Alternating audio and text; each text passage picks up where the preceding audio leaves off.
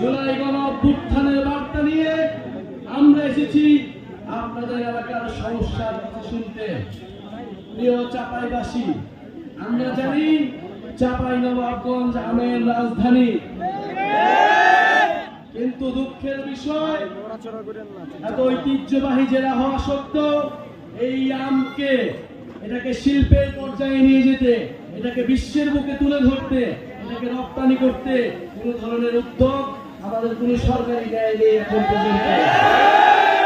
প্রিয় চাঁপাইনবাবগঞ্জবাসী, আমরা জানি চাঁপাইনবাবগঞ্জ রেশম শিল্পের জন্য বিখ্যাত, কিন্তু এই রেশম শিল্প দিনে দিনে হারিয়ে যাচ্ছে।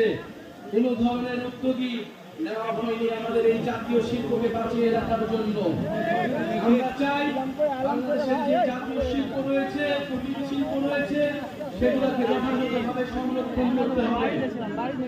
প্রিয় চাঁপাইনবাবগঞ্জবাসী, আমরা জানি আপনারা দীর্ঘদিন ধরে ট্রেনের জন্য আন্দোলন করছেন। আপনারা ট্রেন চান, সরাসরি ট্রেন চান চাঁপাইনবাবগঞ্জ থেকে। আমরা আজকের এই সমাবেশ থেকে আপনাদের এই দাবির প্রতি পূর্ণ সমর্থন জানাচ্ছি।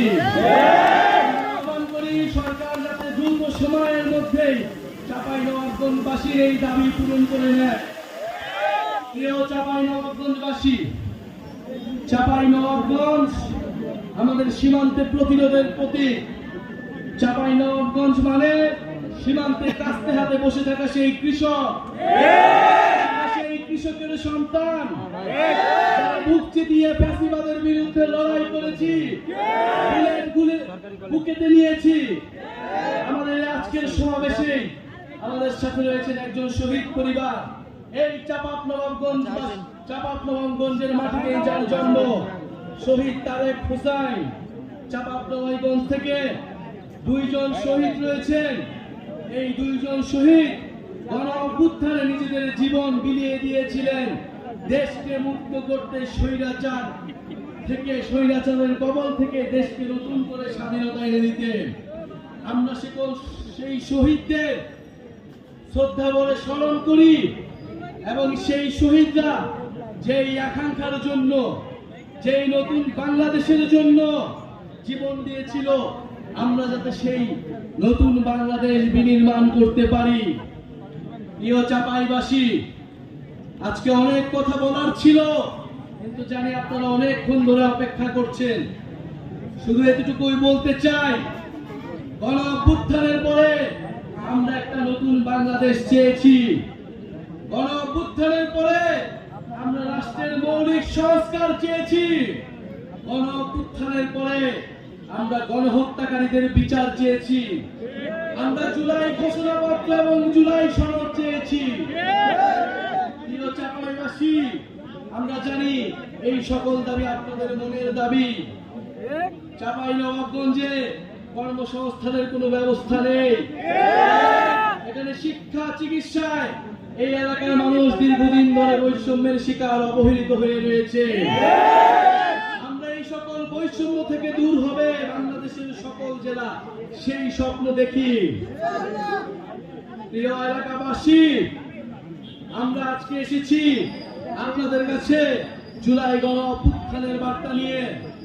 যেই বার্তা একটা ইনসাফ ভিত্তিক রাষ্ট্র কায়েমের জন্য আমাদেরকে স্বপ্ন দেখায়, যেই বার্তা একটা বৈষম্যহীন বাংলাদেশের স্বপ্ন দেখায়। আমরা সেই বাংলাদেশের স্বপ্ন দেখি।